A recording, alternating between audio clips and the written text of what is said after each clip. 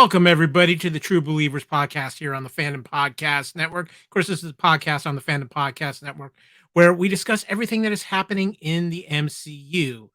And that leads me to being your host, Mr. Kyle Wagner, here to take you down that path or through that Stargate or through that Egyptian tomb, because we are here to talk all the goings on in the MCU, specifically the latest episode of Moon Knight on Disney+.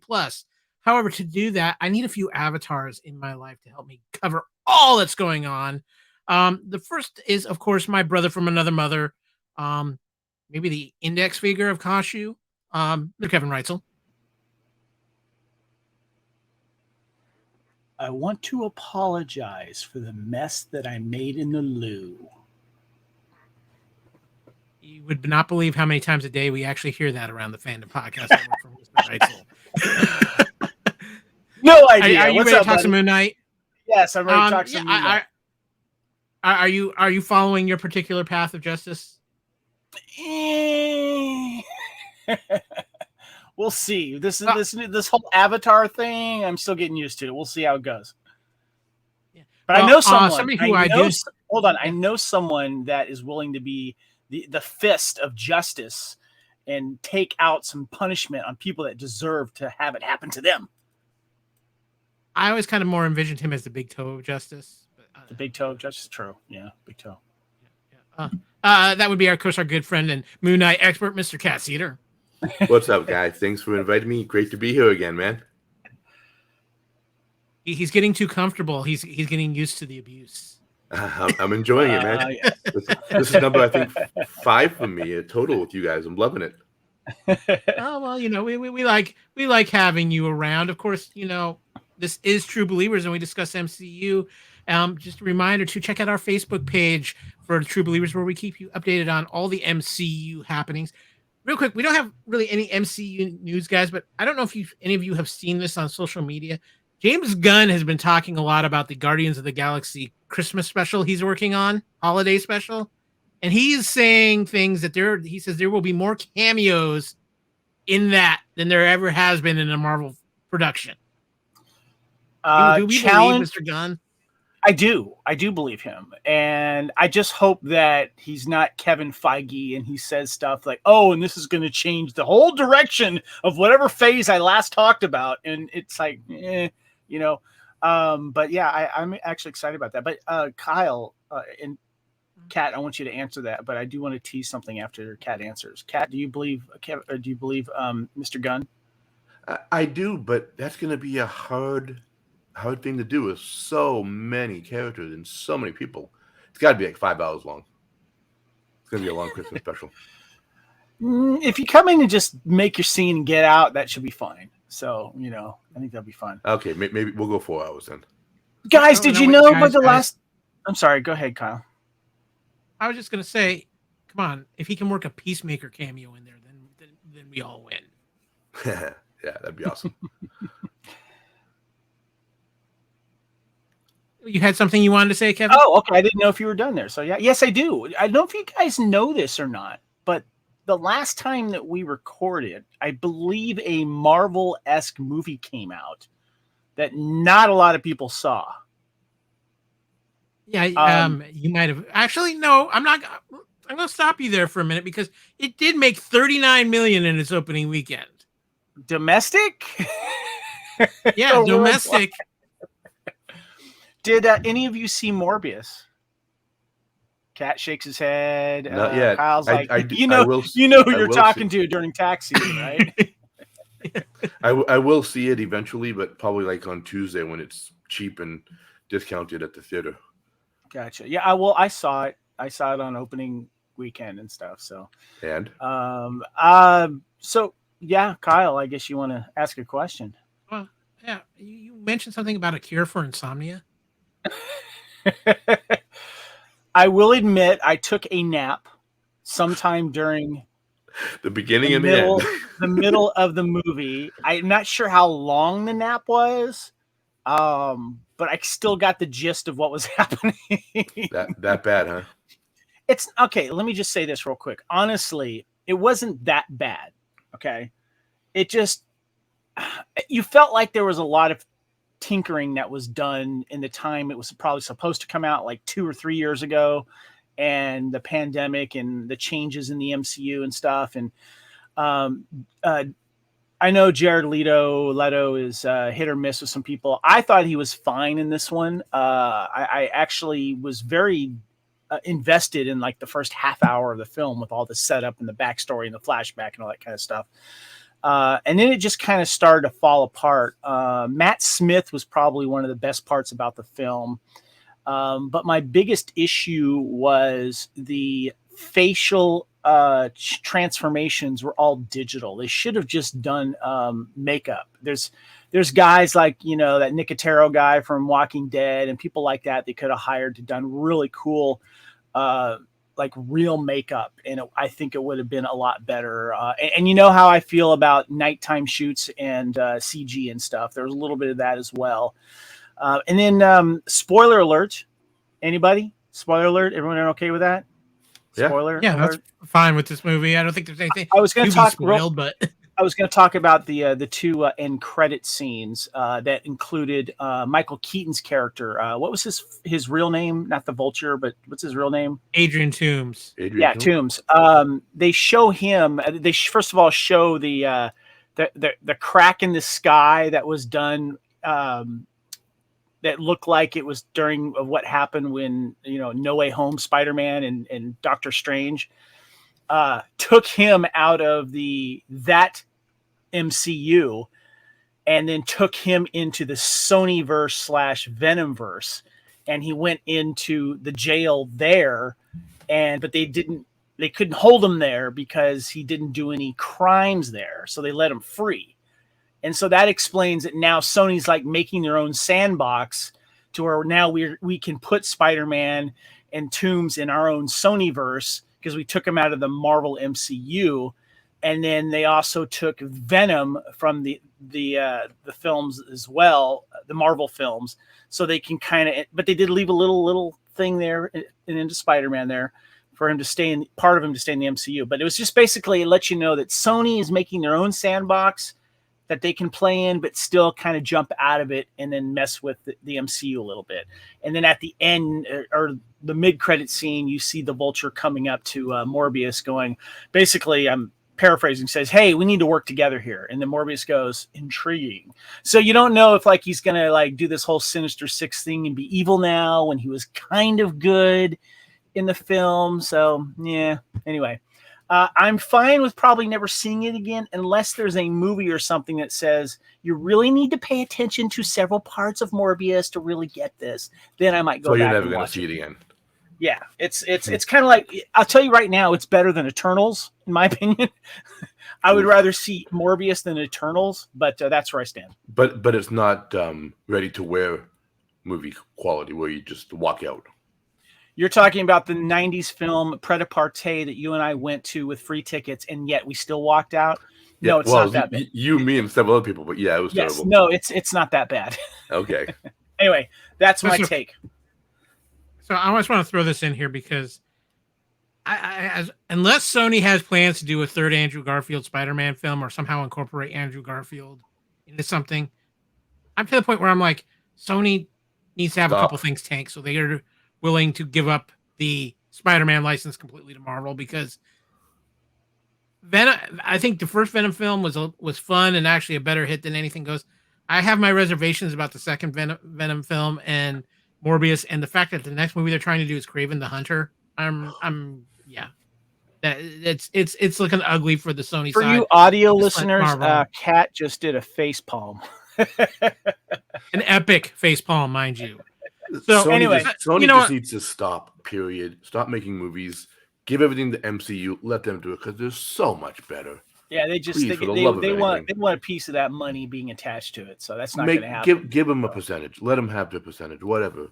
It just oh my god, they suck so much. Well, with that note, let's get into our main topic tonight, which is of course Moon Knight episode 2. I have the ability. Do you have the ability, guys? Can you summon the suit? Kevin, I think you might be able to.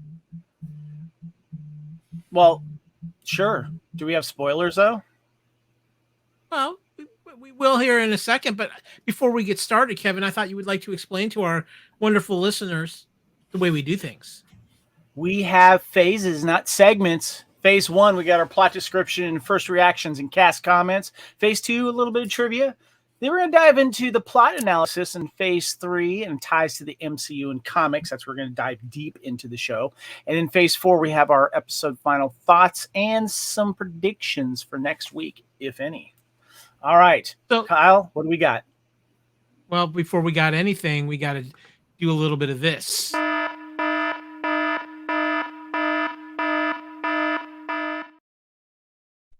All right. Spoiler of course, alert. We got to get spoiler alerts abound.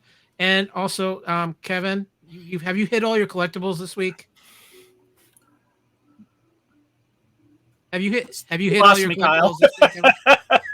Well, you know, because the Tesseract is building up power again, and it was kind of hard on certain collections you had last week on the last episode. Remember? Apparently, you lost me, dude. I remember, but it's okay. I don't know what you're talking about.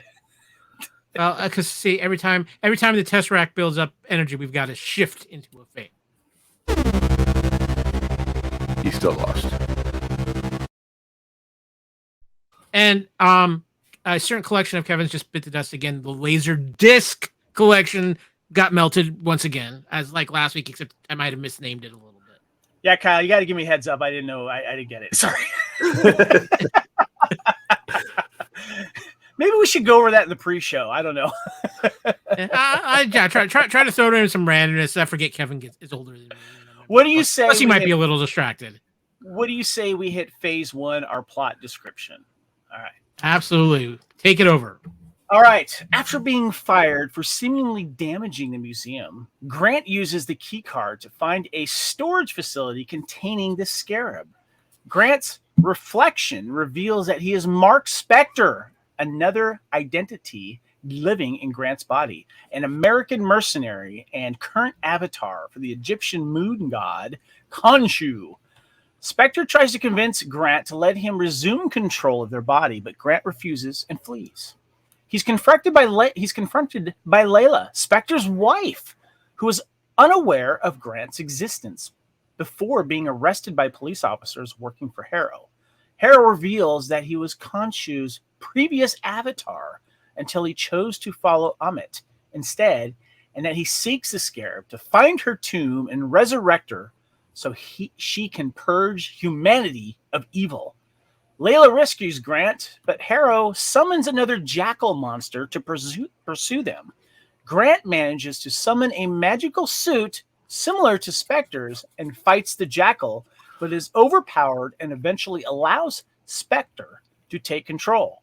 Spectre kills the jackal, but loses the scarab to Harrow.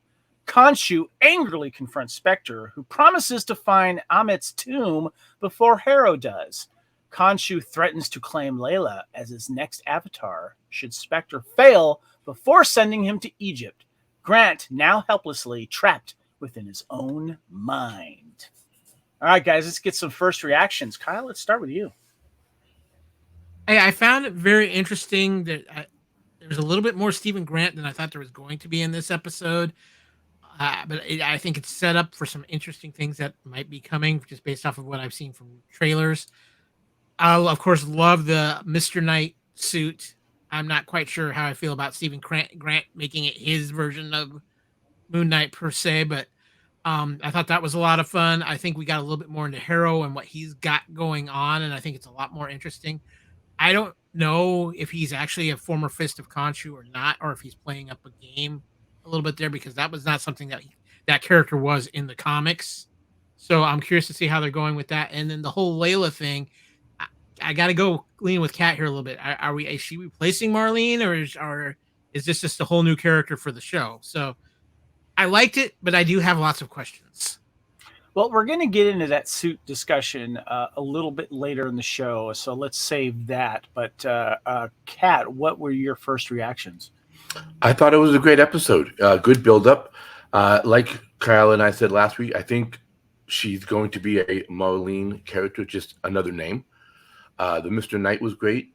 Even Harrow. I mean, I'm still trying to figure out who Harrow actually is. I think he's a few different villains sort of amalgamated into one person using the Harrow name, because from the comics, that's not Harrow. Harrow doesn't have mystical abilities. He wasn't a avatar of anybody. So I'm really curious to see what they're going to do, where they're going to go, and I'm excited to see the next episode. And hopefully they start giving us more and more on him and Amit and, of course, Khonshu and Mark Spector, everything. Well, I'm glad you brought up Harrow, because that is definitely a topic of discussion we're going to save for Phase 3, because I wanted to bring a couple things to the table and get your opinion on that, Kat, since you are very well versed, just as Kyle is with the comics of Moon Knight. I really enjoyed this episode. I thought it was a good second episode compared to, maybe some other Marvel shows. Maybe the second episode doesn't quite, reach up to the first one or what have you. But I thought this was a good one personally. And the thing that I really, really liked about it, guys, I wanted to just chat briefly about it, was Oscar Isaac convincing me that he was two different people, and I was buying it, that these are two different people, not the same person with two different personas or, whatever inside him. I was blown away by this, and Oscar, I got to give him major kudos to his acting and that great shot with, seeing both of the different personas talking back at each other inside the storage room and the reflection off the wall. I just thought was a really, really good scene. And I wanted to get your guys' comments on that particular part of the episode. And did you guys feel that it was definitely two different people, Kat? Oh, absolutely. He, again, as I said in the episode 0, I didn't know much about him. I didn't really watch a lot of his stuff. Star Wars, yes. X-Men, yes. But watching this, it's like, I thought he was two different people. Just like, I know he's not, but the way they're doing the whole split personality disorder is just like, wow. It's like, is this one person? Is this another person? It's just amazing. And there's one other thing, is like all the reflections. If you watch them, they're just like, he'll move his head one way and the reflection will move his head the other way to represent, oh, this is Mark Spector, this is Stephen Grant. So even when they did the reflection, if you noticed in the gun, it was looking differently. So it's like, whoa, what happened here? Why is the reflection reversed instead of the way it should be? Yeah, I thought it was funny too. It's amazing. I thought it was funny too that the gun was nickel plated, which also has its own reflection. But the whole reflections, especially when he greets himself in the mirror and he's checking, hello, checking in on himself, wondering like, where's the other guy? Where's the other guy? And I just thought Oscar Isaacs was just so good, and the fact that Steven has that accent is helpful as well, because I think he's been pretty consistent with that accent. I heard a little bit of, criticism about it in the first episode, that I'm sure that people that are from the UK, depending on where they're from, or just, not going, he's kind of like letting it, to my untrained ears. Well, I'm not saying untrained completely, because I can pick up different dialects and stuff like that, depending on where people are in the UK and around the world. He's been pretty consistent with it. So, Kyle, what about you? What were your thoughts on Mr. Mark Spector / Stephen Grant, Oscar Isaac's performance? Oscar Isaacs is nailing this show. It's an acting tour de force from him. He's I said last week, he's one of my favorite actors going right now, and he's doing a phenomenal job with this whole split personality thing. Like you, Kevin, it really says something to me. I reminded me a little bit of Tatiana Maslany from when she did Orphan Black, where you get lost that it's the same actor playing two.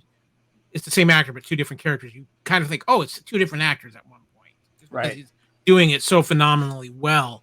But two, one of the things that I said this a little earlier, I was a little surprised of how much Stephen Grant we got in this episode. I really thought we were going to get more Mark Spector, but I really think that's coming for next episode, considering how this episode left off.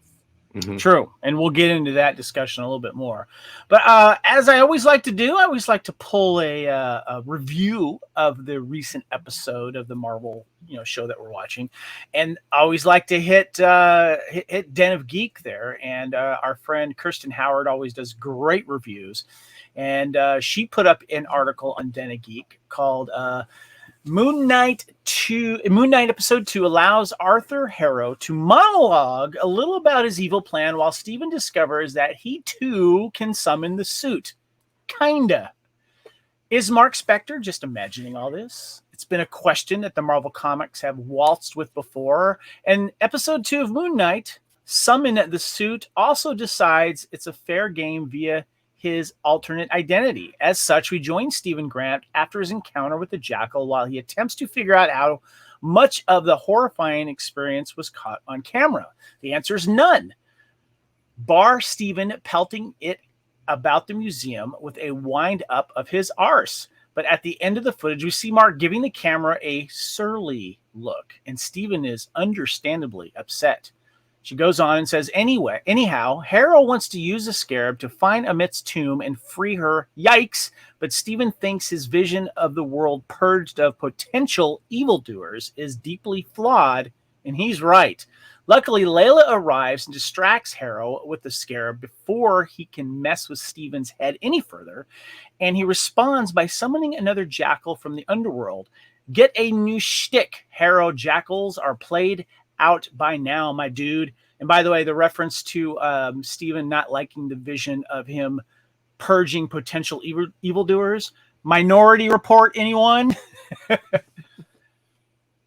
She goes on to say, at this point in the episode, Moon Knight is ready to upset some Marvel comic fans because as Stephen and Layla try to escape, Stephen manages to summon his own Moon Knight suit, the dapper Mr. Knight version, created by Declan Shalvey and Warren Ellis for their iconic series. A few Moon Knight purists are bound to be pissed off that the failing, hapless Grant is the one portraying the historically ice-cool Mr. Knight. But whatever. I'm fine with it. Besides, Stephen might grow into it. And she ends the article saying, Stephen hates all the danger and violence inherent to Mark's life and gets upset, provoking Mark. Khonshu doesn't help by acting like a Billy Big Bollocks about their agreement, having no time for Mark's increasing mental health issues and inferring that since he saved Mark's life, his body now belongs to him. As a result, Mark grumpily heads to Egypt to stop Harrow. That's it for this week, but all I can add is I love the show end credits. They're really slick, crackling. Score 2, she gave it a 4 out of 5, where the first episode she gave a 3 out of 5.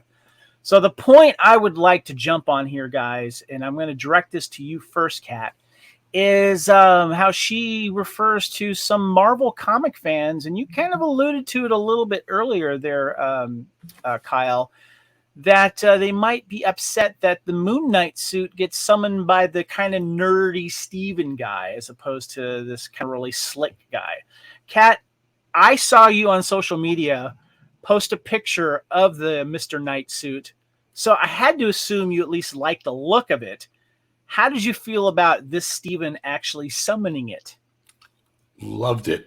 Believe it or not, even though I know that Mr. Knight is supposed to be cool, calculating detective, using the whole persona of Stephen Grant in the show where he's bumbling and not really sure what he's doing and afraid of everything that's going on, to summon the suit to save his life, him thinking a suit as, you know, a three-piece suit, of course the mask has to be there, and then being the Mr. Knight and being the comic version of Mr. Knight, I think is totally going to grow into it. When you say comic, do you mean as in the comic book or the funny? Funny, the funny. Because Mr. Knight is not a funny character. He's very deadpan, straightforward, serious. Okay. It's like, literally, I'm going to kick you. And, well, he goes and does it. He's not going to, I'm going to do this, but then maybe I won't, maybe I will. So using the comedy of Steven and summoning the Mr. Knight costume, absolutely loved it. I thought it was great, perfect, hilarious. Okay, so the comedy aspect of it you liked as well, but you're okay with them kind of, I guess, rewriting it into their own version. I am, because I have a feeling that by episode 6 there's going to be sort of maybe an understanding between Mark Spector and Stephen Grant, and that when he's in the Stephen Grant persona, the Moon Knight, Mr. Knight persona will become that, and hopefully he'll be a little more confident, a little more like, it's me, I'm Mr. Knight, you know, as opposed to I'm Mr. Knight, you know. So Kyle, with Kat's point here, with the possibility of Steven becoming a little less annoying and being the Egyptologist and the history nerd, him growing into the suit and being Mr. Knight and building up some more confidence, as Kat would say, where do you think that's how it should go? And were you fine with how they introduced that suit? I'm not quite on board as Kat is on this, because to me, if you're going to do the Mr. Knight character, you need to have it as a different personality. That was kind of one of the points of Mr. Knight, was he was yet another personality in Mark Spector's DID disorder. And to play up the comedy, I get where Kat is coming from, and I think it's where the direction the show is heading, where I think Stephen Grant is going to get some peace with Mark at some point in this show, but I think it's got a rocky road ahead of it. But I think he's going to be a little bit more confident in the Mr. Knight persona, and I thought the suit itself was spot on. It looked outstanding. I mean, I actually prefer the look of that as far as tied to the comic more than I even do the actual Moon Knight suit. They nailed that spot on. But I really wish we would have gotten it's a whole new personality with Mr. Knight, maybe caused by the struggle between Mark and Steven, and it's kind of this ice cold detective character. Not so much this all of a sudden this is the version of Moon Knight Stephen Grant brings in. I just think this is where Marvel, I get what they're trying to do, and I understand it because it's such a complicated character, but I just think there's a lot of diehard Moon Knight fans who especially love that Warren Ellis run, because a lot of people, that was their defining run of Moon Knight, and to mess with that drastically is a big risk by Marvel. Okay. Well, I guess we'll see how that plays out. Both good points there. I was kind of indifferent. I liked it, but then when it happened, I was like, wait a minute. This doesn't sound like the character that you guys had discussed earlier, the calculating, as a matter of fact, detective side of Moon Knight, and maybe a little less intimidating to people on the street that might see him. So either way, I was kind of, I liked the fight on the street. I thought that was kind of funny, that people couldn't really see what was going on. And we'll get into that a little bit later, but good takes, guys. I appreciate that. The cast. We've touched a little bit on the cast in the first episode, but we were introduced finally to Layla, played by, forgive me if I mess up her last name here, May Kalamui. Pretty girl, very cool. I want to get your thoughts on the introduction of her. And Kyle, I'm going to start with you, because it seems like that, as you guys alluded to earlier, that they might be replacing a main female character in the books that everyone is familiar with, and either taking parts of that character and putting into this new character. Kyle? Yeah, there's a character in the books named Marlene who is kind of, we said a little bit about, she's kind of the Catwoman to Mark Spector's Moon Knight, but they work together. She's his love interest. She's a professor, an Egyptologist. So there's a lot of things with Marlene that are very similar to Layla.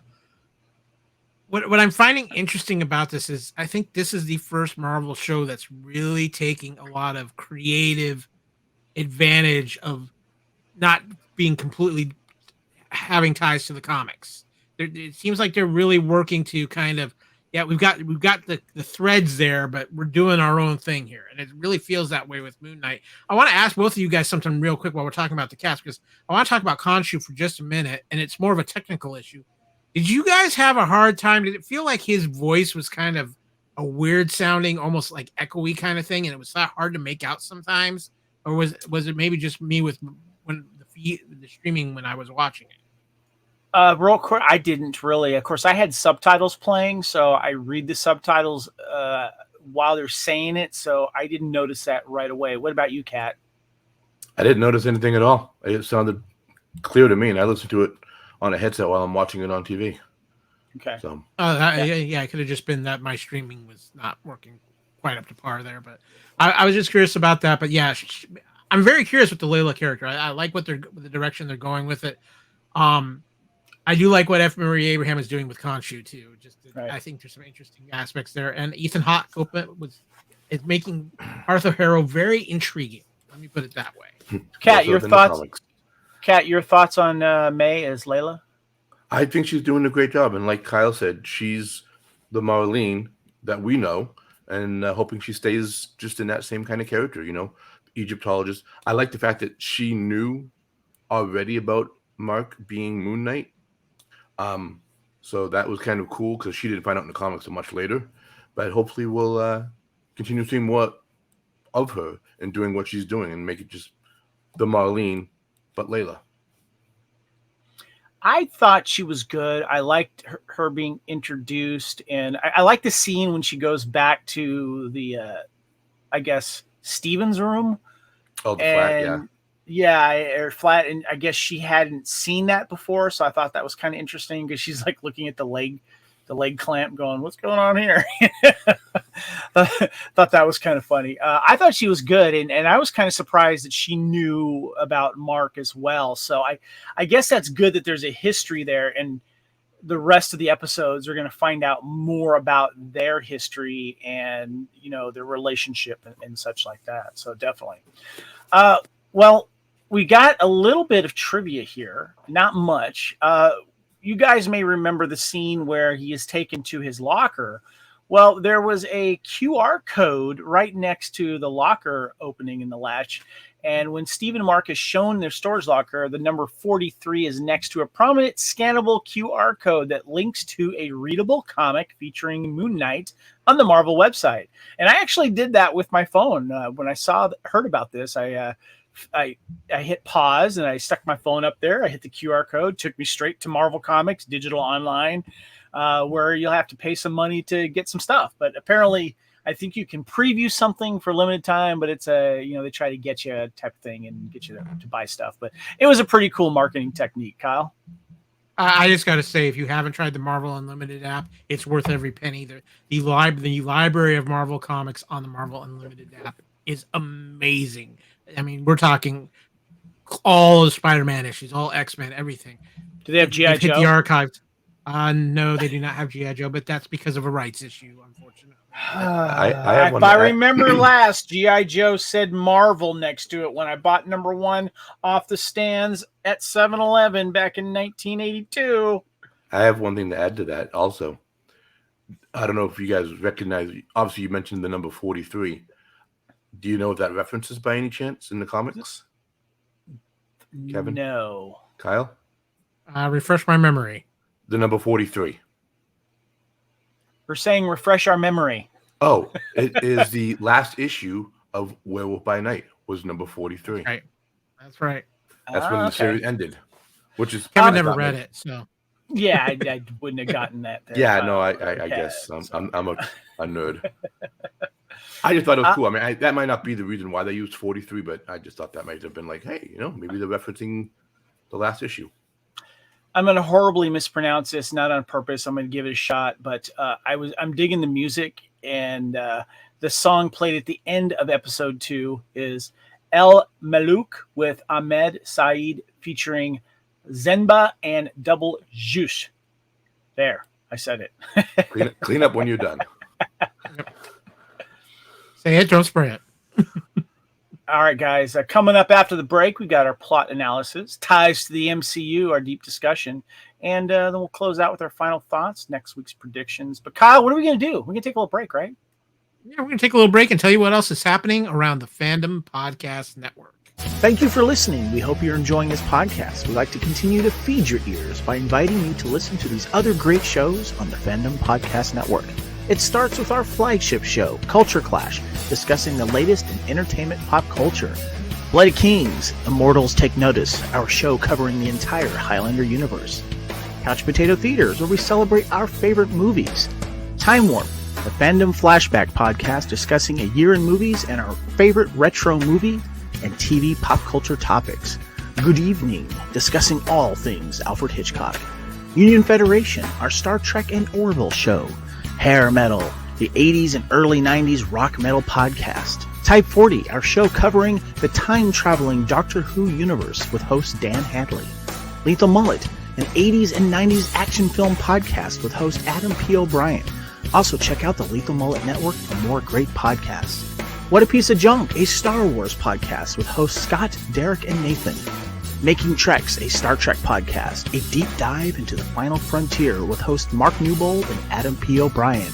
And check out our newest shows, The Fandom Show, our monthly Fandom Podcast Network live YouTube exclusive show about the month's hottest topics in fandom, and the FPN True Believers MCU podcast, discussing the Marvel Cinematic Universe and the related Marvel television and streaming MCU universe, including the connections to the original Marvel comics.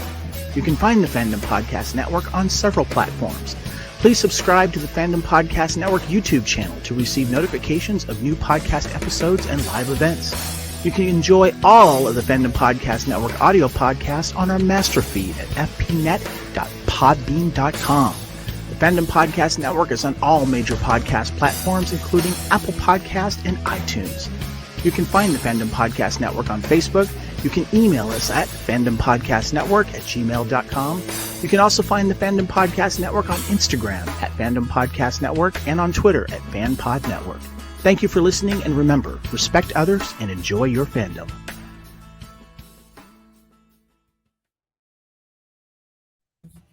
And we're back, and hopefully you're enjoying everything that's going on around the Fandom Podcast Network.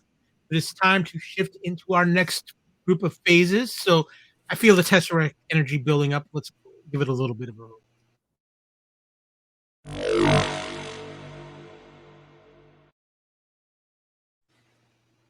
Mr. Reitzel, would you care to take us back into our phase? All right, phase 3 is where we're at right now, guys. Welcome to the plot analysis and ties to the MCU and the comics. So, I was trying to still figure, Kyle, and I need your reminder that there was an article last week that we talked about when does Moon Knight take place in the MCU. If you can look at that real quick and let me know, because the question that I have is, has there been any ties yet to the current MCU? I have not seen it. Cat, have you seen it? They did make mention of it when they showed his passport, that she survived the snap. I totally missed that. Keen eye. Yeah. I like that. So apparently they made a tie to it now, and that's what it is. So he was around when the snap happened, but what he was doing or where he was, I mean, it's funny that's a thing they would put on your passport. It's like, where's your 5 years? Oh, you got snapped. Okay. Did you? I'd also on the passport, if you noticed that the birth date is actually Oscar Isaac's birthday. Oh, very cool. Okay. Yeah, except for the year, of course. Kyle, when is this supposed to take place again? The events of Moon Knight do take place after the events of Hawkeye. Does it say how far later? It doesn't say how far later. It just says it does definitely take place after the events of Hawkeye. Okay, cool. All right, so we're still they're teasing things to the MCU. Keen eye, Cat. I appreciate that. I did not notice that. Of course, you might have watched it more than I did. I'm just going to throw that. Maybe. I'm on Kyle, number 4. Yeah. Was there anything regarding ties to the MCU that you may have noticed? Not particularly, but they've said that was going to be one of the things with this show, and I really don't think they're going to have any ties with Moon Knight to the MCU until maybe the very end of this series with the Stinger or something like that. I just think, for a few reasons, I don't think they're taking the risk of connecting Moon Knight to the MCU completely, just because Oscar Isaac's contract was for this one season. They're not doing the big long Chris Evans type contracts anymore. They're shorter contracts, and I think it's kind of wait and see how things go. And again, I think there is a movement within Marvel and the MCU to create more of their own corners of things instead of having everything be intertwined. Gotcha. Okay, so something that definitely has to bring people to Disney Plus to watch it, type of stuff, Yeah, so, yeah, that makes sense. So regarding the plot, guys, I just want to kind of give us a little opportunity to discuss it. This is where we get Steven still struggling with what's going on, and him getting to know Mark Spector, so to speak, but also getting to know Mr. Harrow himself, which we'll get into in a minute. But this is really still, as an audience, we are living, whether we want to live vicariously through Steven here, but we're learning the situation through his eyes, which is an interesting aspect of it. And then we are introduced to Layla as well, and this thing about the scarab and how important it is. And Ethan Hawke's character of Harrow, what he wants to do, which is horrible. And Steven, disagrees with him. But I love the fact that we also learn that Harrow is knowing what's happening with Steven and Khonshu and claiming to be a former avatar of Khonshu. So we get all of that in here as well. And we finally get the suits as well. Kat, your thought overall on the direction that the plot went? I said it last week too. I think they're going in a great direction. They're slowly building things up. They're giving us lots of little tidbits here and there, allowing us to like absorb it and go, okay, now I'm waiting for next week. I need to see next week now. Where is it? And they're doing a great job with the whole Harrow character, Layla, both versions of Isaac's character. Moon. Actually, all 4 versions now that we've seen. And I mean, they're just keeping us engrossed in the whole thing. And it's just like, here's Moon Knight. Okay, I want to watch. I want to see everything. Show me more. Yeah, they're just doing an amazing job. I'm loving every minute of it. Being a hardcore Moon Knight fan and liking the Mr. Knight costume, and also loving the original. Keep going. Thumbs up. Kyle, were you happy with the direction that this particular plot took? Was there something that surprised you? Something you wanted least of, more of? What about you? So I'm still would like to see a little bit more Moon Knight in action, and I think that's coming. But what I'm liking, what I'm seeing here is on a couple of fronts. One is I'm really intrigued by the direction they're going with the Stephen Grant Mark Spector thing, because I think they're not exactly going to be the best of friends for a while on the show. And in fact, I think I could see Stephen Grant, from what we've seen, maybe even going ahead in the trailers, being so upset with Khonshu and Mark Spector that he tries to use Harrow as a way to make them go away. Even though, because if you watch this episode, one of the things is when he's having his discussion with Arthur Harrow, he's kind of on board with some of his ideas at first until he gets to the fact, wait, children. And that's what kind of is his, I'm not crossing that line. And so, but he was kind of buying in there a little bit at first, and he's horrified by what Mark Spector is. And I see where that's going to play some conflict. And like I said, it could lead to, by the end of the series, those two finding a middle ground. But the other aspect in this is Khonshu, who, even in the comics, is a bit of an a-hole. I mean, the other gods don't like him. The last we see of Khonshu, the Asgardians have captured him and are holding him basically holding him imprisoned in Asgard in the comics because they don't like him at all. So there's some interesting things that they're playing up here that I'm very intrigued of, how these personalities and how the inner conflict of Moon Knight is between Stephen Grant and Mark Spector is going to come to a head, and that might be more of the villains to each other than even what Harrow is in the actual show. Kyle, you brought up some points when you started talking about how Stephen would, may use Harrow to try to fight internally against Mark and Khonshu. I was just like, no, I don't want to see that happen. No, but you might be right. And then, regarding Khonshu, kind of like holding this debt over Mark Spector, it is a movie / TV trope, literary trope as well. It's also in the comic too. What? It's also in the comic. He did the same thing in the comic too. That falls under literary. Yeah, it falls under literary. But my point is of someone gaining control over someone, whether saving their lives and making this debt to get people to do their bidding for them. And when you were saying that he was kind of like an a-hole, a Khonshu, Kyle, I was just like, yeah, I'm not really digging him right now. He feels like he is just pulling all the strings he can, and he's using Layla now as a threatening Mark or Steven, that if you don't do this stuff, I'll get someone else to do it. And so I don't know if we're supposed to like Khonshu. I didn't read the comics, but right now I'm not really digging him. He's kind of a D. Kyle.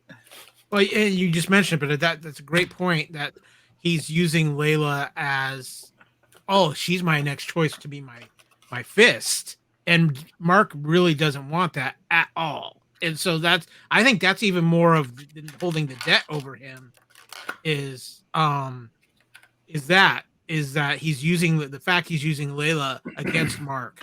So I think that's kind of a big thing there, and I'm curious to see how that's going to play out. There's not, truthfully, I think there's really not anybody who's quote unquote good in this series right now. I think nobody's a real great guy. I think even Steven had. You start seeing it when he realizes being trapped and he's conscious of being trapped inside the mind and not being in control of the body. You can just hear the little bit of changes in his voice and attitude even then. So right now it doesn't feel like he's a good guy on this show. Okay. Okay, so guys, the suits get used a little bit more. We see a little bit more with the Moon Knight suit pulling the little crescent moons from his chest and using them, and obviously we get the Mr. Knight suit used.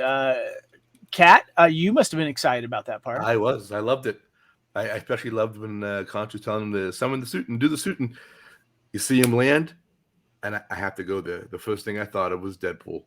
Superhero. Wait, hold on. Superhero landing. He's gonna do the superhero landing. Yeah, I'm like, he's gonna land on his knee, is what I was thinking. He did it. I'm like, yes, a Deadpool reference. He's gonna fall over though, isn't he? And he fell over. I'm like, yes. Kyle, your thoughts on the debut of the suits? Well, Not like debut, I said, so to speak, but you get to see the Moon Knight one a little more in action.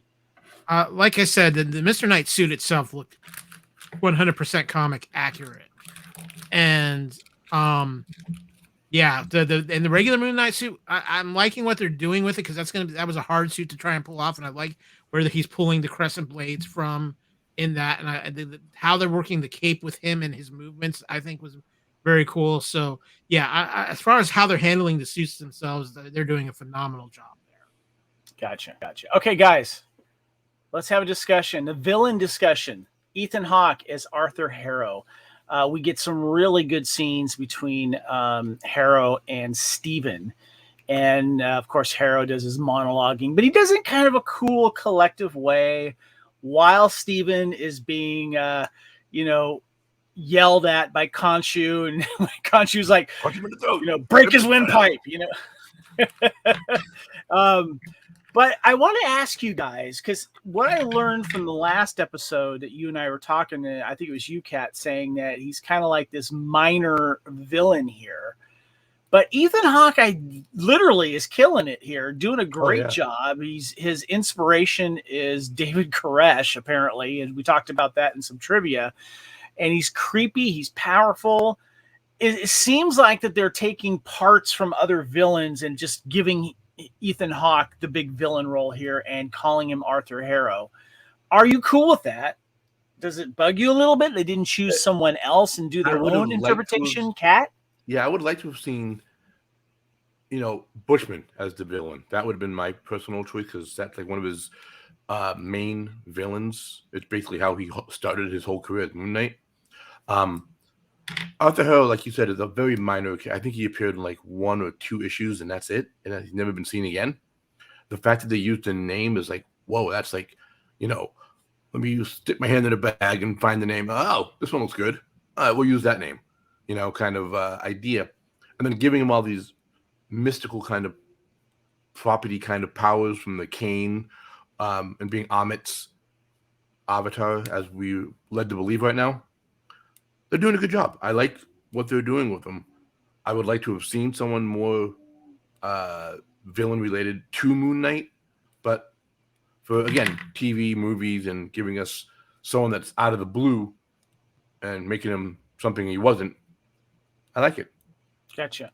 Kyle, are you fine with the way they're making Harrow the big bad and kind of bringing in other stuff, I guess, from other inspirations regarding the villains? Are you cool with it, or do you wish they would have done something a little more different? This is where you get the fact that Moon Knight's a little bit more of an obscure character in the MCU, and you can get away with some things. And this is a perfect case of this. If you're a diehard Moon Knight fan, yeah, Bushman is the villain you probably want to see right out of the gate. But also with how they've changed Mark Spector over the last 10 years, especially, you can get away with not using Bushmen as much, and people who are fans of the current rendition of the comics are good with that. I think doing this the way they are, because the problem is Moon Knight doesn't have this huge rogues gallery of villains. So, and some of them are what people who've guest starred or as acted as the bad guys in other issues of Moon Knight aren't that well known. So taking aspects of these characters and tying them together into Arthur Harrow, I think is fine, and it works, and I think it's something that they can get away with Moon Knight.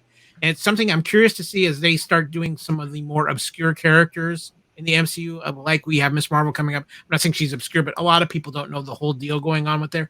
How much more liberties are we going to see the MCU take with characters that aren't an Iron Man, a Thor, a Spider-Man, a Captain America, or even a secondary like Vision and Scarlet Witch, where there's such a diehard fan base that knows that story, compared to like these Moon Knight and Miss Marvel? How much more creative liabilities or liberties is Marvel going to take? The thing that I like what they're doing here is, from what I'm learning, is that they are working on someone a little more obscure and just making them interesting, I guess is the best way you could say it, than what you're normally maybe interested in or used to. And when you get someone like Ethan Hawke, literally just, commanding every scene that he's in, is pretty impressive, especially when he sticks his walking stick into the ground and summons the jackal. I thought that was a really kind of cool scene that he did. I'm really enjoying Ethan Hawke as Arthur Harrow, and I'm very curious what's going to become of him. And I don't know if he's going to live past this first season of Moon Knight or not, but it would be a shame to see him, leave us too soon. Maybe a darker, more menacing villain will present herself before the end of the series. Kyle? I think just real quick on this too, it helps that you have an actor with the gravitas of Ethan Hawke and the presence that Ethan Hawke has. Right. I think that makes a big difference in this thing. I think there's other actors, they wouldn't. A lot of more people would be seeing this villain as a little bit of a joke or a second-rate villain. Gotcha. Yeah. Okay. The next topic I want to ask you guys about was the normal people can't see the Jackal and Khonshu, and that you see Mr. Knight, aka Steven, just kind of fighting by himself, being thrown around by himself. Jackal can't be seen, so there's this like other fight that's happening. I'm not sure why they went that direction. At first, it's funny, it's entertaining to see the scene, but then you go, wait a minute, if I can't see what's going on, is there really a big threat until it's over? So I don't know. I'm kind of confused by the direction that they took. Kyle? I think actually this was a very smart move, and this is why I think this. And I know it might step a little bit on what you're going to talk about next, but I think the aspect of only people who have been touched by these gods can see things that are generated by them. It makes it more intriguing in the aspect of the normal people can't understand the threat. And when you're considering who we're dealing with Moon Knight, who is not the most sane of characters anyway, it just adds to that insanity that they're trying to display with the character. People are seeing this character swinging his fists around and talking to something that isn't there. And you only even get a little bit of that, though. What I found interesting, and it was a nice review, when Layla throws the liquid on the Jackal, you can kind of see a little bit of an outline there. So they can make it so there's a way they can see it, but they haven't used that. Okay, but here's my issue. Here's my issue with this. And Kat, I want you to chime in on this too when I make my second point here, is that the people of Earth have seen frickin' Thanos. We've seen what evil can do. We've seen alien fightings. We've seen stuff that people can consider magic. Your point being that people touched by these gods, it affects or that they can see. Wouldn't it be more threatening and scary if they could see it? Kat, what are your thoughts on this whole thing about these people not being able to see? They could, and I think that's the reason why they wanted to keep it more towards it's in his mind kind of thing, and it's a supernatural thing. So that's why they didn't want the mortals to see it. And maybe they're just not ready to show themselves yet. Maybe they don't want to have the world realize, oh, You know, there are aliens, there are creatures. You know, we've seen all these weird things, but again, that would be tying into the main MCU. And as we've said, or as Kyle said, we want to keep it sort of like, here's MCU, here's Moon Knight. You know, so it's not quite in the MCU. It is, but it isn't. But it's not quite as dominant. Right, Kyle. One other thing I want to add to play up that theory a little bit. In the end of the Amazing Warren Ellis run of Moon Knight, it ends with Mark Spector in an insane asylum. And again, that's a bummer. Well, but it's because of, you know, he's seeing things that other people don't see. Nobody else sees Khonshu but him. He's hearing the voices in his head, the chaos, everything like that. I think that's the angle they're really trying to play with Moon Knight, is a little bit of the mental problem aspect with Moon Knight. I get what you're saying, Kevin, that everybody should see it, and maybe that's something that manifests itself as the gods get stronger. Remember, they talk about it with Khonshu, where there's the one scene where Hero tells Stephen Grant, "Oh yeah, that's about all he can do. You're his physical presence in the world." So my thinking is that the gods have to have a human to channel their power through, or there's a weakness to it. In this case, the Jackal can come out, but other people can't. It can't fully manifest to where everybody can see it. Gotcha. Okay. All right. I'll be patient. All right. So the next topic 3 here, the source of magic. I want to discuss this real quick. So we came in with Iron Man. We were introduced to more advanced machinery. Okay. We get introduced to the cosmic side of things and gods when Thor drops down to Earth. More into the cosmic side with Guardians of the Galaxy.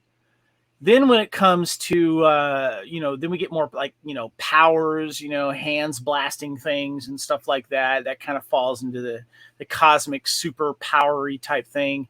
And then when we get WandaVision, we get not necessarily the introduction of magic. We get the reintroduction of magic. We learn that magic has been around for a very long time, and that Wanda has reawakened this other magic. So, Kyle, it seems like the MCU is slowly opening up more doors when it comes to power and abilities, and now we get this stuff with Moon Knight, and the whole Egyptian side of sorcery and magic.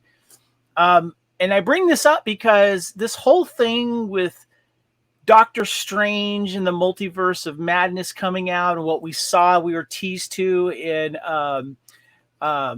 Spider-Man No Way Home, him opening up the rift and doing other weird things and just sending people in and out of different time frames and whatever. Are they using these new things to kind of introduce more of the magic and superpower stuff? What do you got for me, Kyle? I actually have a rant for you on this. So first of all, you didn't even mention the original doc. Hold on. You're going to give me a rant and not a reasonable no, I'm going to give you a reasonable rant. Let's put it this way. It's Moon Knight. It's Moon Knight. I can pull that off. But first of all, you didn't even mention Doctor Strange when you were talking about the evolution of magic in the MCU. As far as the actual movie, I just did. But you didn't mention the movie as you were going through your timeline. Yes, I did. So. I said Multiverse of Madness coming out and his deeds in the Spider-Man movie. I think you mean the first Doctor Strange movie. Doctor Strange film. Yeah. Okay. Fine. I meant Doctor Strange in general. Yeah. So. Yeah. Okay. So anyway, so let's rewind all the way back to Phase 1 with where they're interviewing Jon Favreau, and he talks about not using the Mandarin in Iron Man the way we traditionally know the Mandarin to be. He's like, the Mandarin has a magic element to him, and we can't pull that off properly on film yet. We don't have the technology on it yet. We advance forward to Thor. We start seeing a little magic because Asgardians, gods, but let's not forget the discussion between Thor and Jane Foster. Well, our word for it is magic. Your word for it is science. So you've had that play up. Yes, we got some of the cosmic things. It's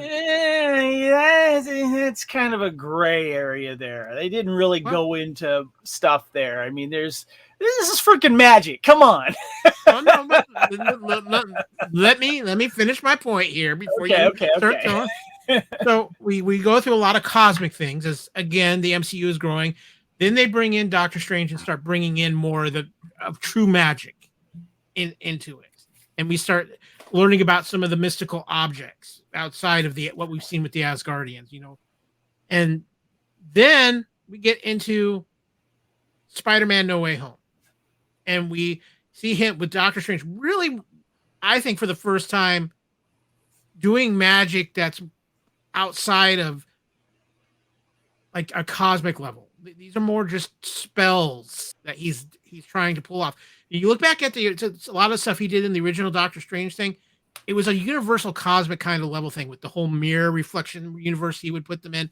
You had the time stone that he pulled a lot of power from in that as well. But at the end, we just started seeing where Mordor was absorbing the energy from different magic users. And that was kind of the stinger, if you remember correctly, at the end of Doctor Strange. I think that's something that, WandaVision opened up chaos magic. So they are opening these magic portals, but even still, they are still mixing science into it. Let's not forget that Spider-Man defeated Doctor Strange in Spider-Man No Way Home, going, wait a minute, this is basic geometry. I can figure this out. So I think they're doing magic, but they're trying to do it in a little bit more of a grounded way. Okay. Tying in the cosmic entities. You even see that a little in Shang-Chi as well. Where, then how do you tie that theory to what's happening with Moon Knight? Because I think, too, it goes back to, and it's something Marvel has always done, both in the comics and in what it looks like they're doing with MCU, is there's always been a cosmic element to their magic. They have magical objects, but they always somehow are able to tie it back into something with the Celestials or something along those lines. Please don't make me watch Eternals again, Kyle. Just explain it. No, I'm not going to make you watch it. I should make you watch Eternals again, but no, I'm just saying they're mixing in cosmic elements into their magic there. So it's not. So there's a little bit of science pulling one string to make it kind of realistic. You got a little bit of science, you got a little bit of cosmic energies going on, and you have a little bit of mysticism. You have an amalgamation of the three. But when it comes to the magic that Scarlet Witch was unearthing again, that's straight up magic. That's actually chaos magic. Yeah. She's tapping into magic. It's magic. Actually, it's not. Even Strange said himself in the comics, there's no such thing as chaos magic. Okay, hold on. I don't want to debate chaos magic and magic right now, but I do want Cat, you to comment on this whole thing of how they're trying to bring different types of magic and what it is that we're actually seeing with Moon Knight. Is it a magic? Is it cosmic? Like Cat is kind of alluding to where there is a science to it. Your thoughts on this? 'Cause I know you've been biting your tongue while we've been debating this. No, I just thought it was funny. I was listening. It is magic, as Kyle said, per se. Whether it leads back to cosmic, we don't know yet. But the gods give their gifts to their avatars. Khonshu giving Moon Knight enhanced strength, speed, regeneration, etc., etc., etc. Amit giving magical abilities to summon these demons and using her ability to essentially kill people, that whether they're good or bad or will be good or bad. We see it in the episode when he does kill somebody. We didn't see any judgment. He just did it. So I'm thinking, can we pour one out for that homeless guy? Okay, so Kat, answer the question. What kind of magic are we seeing here with Moon Knight, you think? I'm gonna go with just regular good old fashioned god level magic, and them bestowing powers onto their avatars to do what they need to. Is this kind of related to what Kyle's describing with Doctor Strange? Kyle's going more advanced than where I went. I'm just going to the basics, so it's like this is the god. Whereas Kyle's going, this is the god. God gets it from him. God gets it from the Eternals or the Living Tribunal. Okay. Not the Eternals. Right. Don't worry about that. We're not going there. Someday we're going to revisit that chaos magic thing. I just don't want to do it here. We'll save that for Doctor Strange Multiverse. Okay. It's going to be a big part of that. Oh, I'm sure. Well, I thought that was a good discussion. Thank you, guys. Okay, cool. All right. I got a warning here. And Kyle, you kind of touched on this earlier in the show, and I want to get your thoughts on this, Cat. I see why we are they chose the direction of early Moon Knight episodes to, as we live as maybe Steve's avatar, and we're living vicariously through him and him discovering this bigger picture and this issue that he has and being introduced to Khonshu and, of course, Mark Spector. But there's a little part of me that is like, okay, I don't want this to be the entire series where each morning we're waking up as Mark Spector and as Steve, this timid guy who knows a lot about Egyptology and blah, blah, blah. And then he's fighting with Mark Spector. And then it's time to go all Moon Knight on everyone. And Mark Spector takes over for a brief minute. Can we get an episode that we're mostly just going to get Mark Spector? And can Mark Spector please be the main avatar / persona that will kind of guide the ship from here on out instead of Steven? Or do you think they're doing it through Steven because we feel like most people will relate to Steven more than Mark? So my warning is, let's not make this the Steven, I'm timid and I'm fighting Mark this whole time. I don't want to like what's going on. Can I see Mark Spector please freaking kick some ass and shoot people and get all, Moon Knighty on people? And let's make this happen. Cat. If you watch the end of this episode, he wakes up as Mark Spector. Yeah, but how long is he going to stay as Mark Spector before he looks in the mirror again and goes, "Oh, I'm Steven"? Well, that's why the mirror is all covered and broken. I have a feeling this episode is going to be our Mark Spector episode. The going into the tomb or trying to find Harrow. I have a feeling this next episode, in my opinion, is going to be more Mark Spector with a little bit of Stephen Grant talking to him, kind of thing. But not Stephen Grant waking up, as you said. It's going to be if they continue like did. If you watch the beginning of the episode, it ends with the sounds of Moon Knight beating up the Jackal in the bathroom. If this episode is anything going to be like the next episode, it's going to end up starting with something in Cairo or Egypt, wherever they are, and going from there, and maybe hearing some backgrounds of him waking up, maybe the sloshing of the bottle that he was holding in his hand, and then we're just moving on. It's like one giant story in 6 parts as opposed to episode. Kyle, maybe we're getting 2 Steven episodes. Now we're going to kind of see Mark in the next 2, and then the final 2, we're going to see them work together. What do you think? So we're back to where it all began. We're back in Egypt, and I think that's a key point. I think the next episode is going to be more of Mark in control. And I bet you we probably get at least a little bit more of the backstory of Moon Knight and Khonshu and Mark Spector together and what happened there. And Layla. And I wouldn't be even surprised if we don't see, if not in this episode, or it could be in this episode or next episode, when the persona of Stephen Grant was created.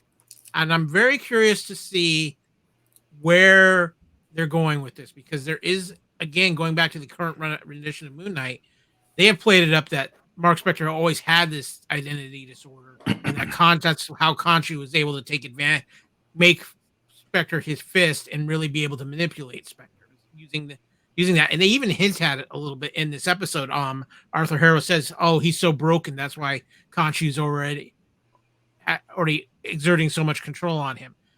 I am curious too, in the aspect, Kevin, and we kind of talked about this a little bit. With Stephen Grant and his change, if he's going to be changing as a character, could they be evolving Stephen Grant into the version of Stephen Grant that we know in Moon Knight, which is more of a playboy kind of thing, and he's like a big money movie producer in Hollywood. Well, hold on. Well, Kat, you just kind of did the little money symbol there. You had also made the comment that Stephen might, get some more, get a little more brave and stuff like that. Is there another aspect to Stephen that we'll see than this timid former music worker?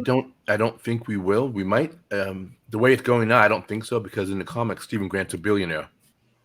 So that's obviously they didn't go that way with this one. Yeah, so they've already changed it. So that could be, and they could change the Jake character, which is another one of Personas.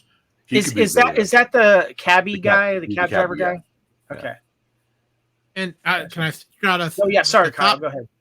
thought process too is where they could be leading is the introduction of the Jake character, who's the maybe an amalgamation of Steven and Mark.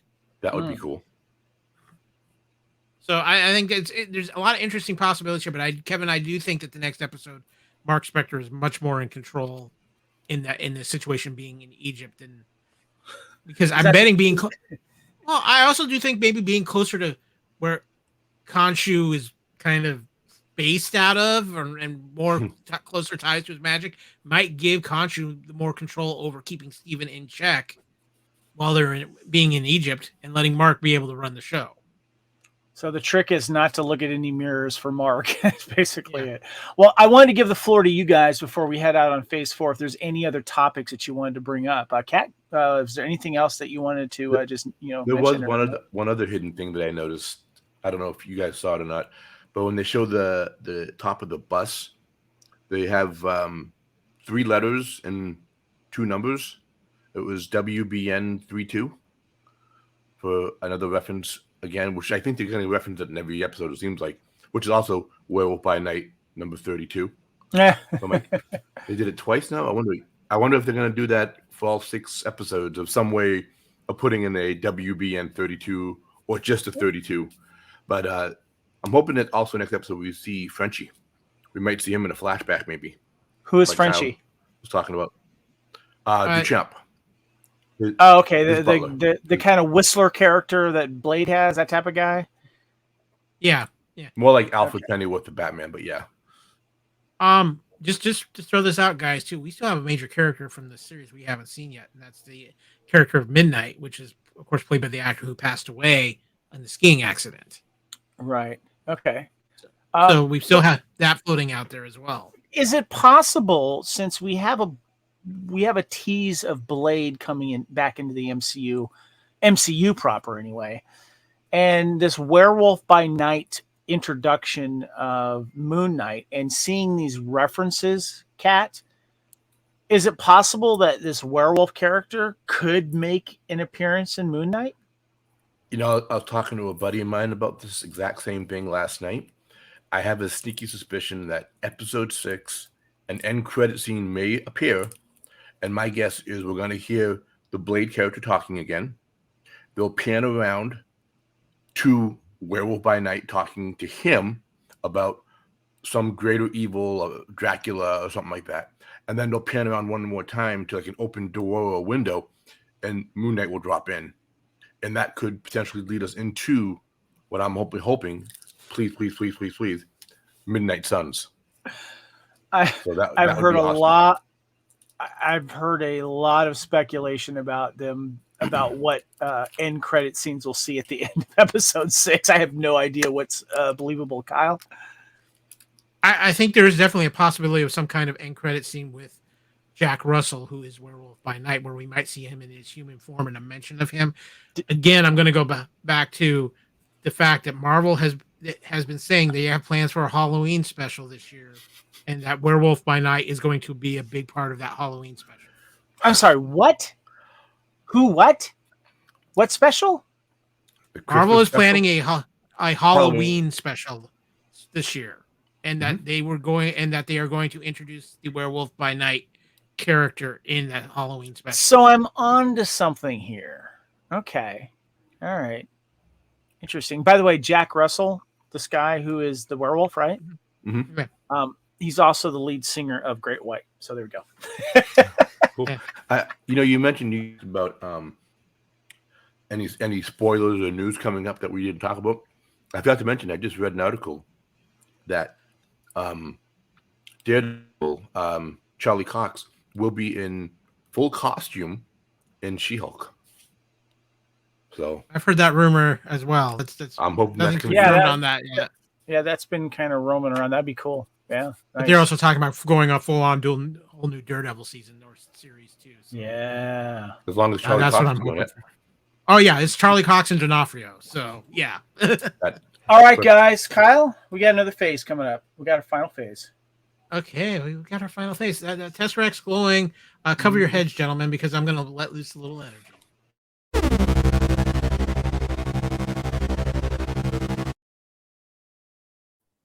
Is it safe? Cat, Can we come out? Oh, okay. We can come out now. Cat, do we tell Kevin what just happened to his hair? Because since he keeps a tesseract right behind him, normally. Do one of these. Yeah. Your wedding plans might include needing a new hairstyle. Nothing is getting in the way of my wedding plan. Stop it. All right, guys. Final thoughts of Moon Knight, Summon the Suit. Cat, start with you. Loved it. I don't know much All right. more I can say. I mean, All right. Aces loved it. I like that. Cool. Kyle. I think it's a very interesting setup episode where there's a lot of different possibilities it could go with, and I've of course said my speculation on that throughout this episode. But it's Marvel, it's Kevin Feige. I can be totally wrong on every aspect as well. But I like the fact that I feel very invested in Moon Knight in the fact of I really don't know what's coming. I can speculate all I want, but with WandaVision, with Falcon and Winter Soldier, you kind of had a feeling of the direction it was going. I have no idea which direction Moon Knight's going in, and I think that's what Marvel was trying to accomplish, and I think they've done a phenomenal job with the first 2 episodes. We got 4 left. Let's see what's going to happen. I mean, we're already halfway through as of next Wednesday, so but I'm enjoying the ride so far, that's for sure. All right, Kyle, so you've made your prediction that you don't know what to predict. Yeah, exactly. Good prediction. Kat, what are your predictions for next week? I think, like I said, it's going to be more Mark Spector. He's going to do more stuff, and I expect like a good flashback to who he is, why he is, a good reason why Stephen Grant is who he is and why he is, and introductions hopefully to characters that have been mentioned, like Midnight and Duchamp. Hopefully we'll see them in this episode. Is Midnight Man a villain working probably with Harrow? If you go by the original Moon Knight comics, he started off as Moon Knight's kind of sidekick and apprentice, and then he gets injured and captured by a group called the Secret Empire, and they turn him into like a cyborg who's now wants to be, and he blames Moon Knight for everything that happened to him. The Jason Todd him in Batman. Okay, my question is he going to be a villain, you think, or a friend? Shades of Gray right now would be my guess. Without really seeing anything about him yet, I'm only going to guess that he might be a Harrow employee, and then he'll become Midnight maybe later on. Okay. But we'll see. I mean, again, without knowing which way they're going with the the TV show, we have no answer. My prediction is that we're going to see a pyramid. Pyramid? Yeah, some sand. Mark Spector doing Mark Spector-y mercenary things, but seriously, I see some turbans too. Yeah, I'm thinking that we'll get obviously a little more backstory on Mark Spector himself, especially with Layla, because she obviously knows him better than Steven. But this other persona that we're being teased about, I feel like we're going to get a hint more to that. But I think that Mark Spector is going to get in over his head in this next episode. And I think in a way it will become Steven that will gain some confidence and have to take over Mark to know his Egyptology nerdiness to either help him or find a clue to get to Harrow and the Scarab and all that kind of stuff. And I think we're going to be teased to Amet herself in some form. How's that for prediction? I think Amet will be episode 4. Kyle? I think we're going to see Gator Loki.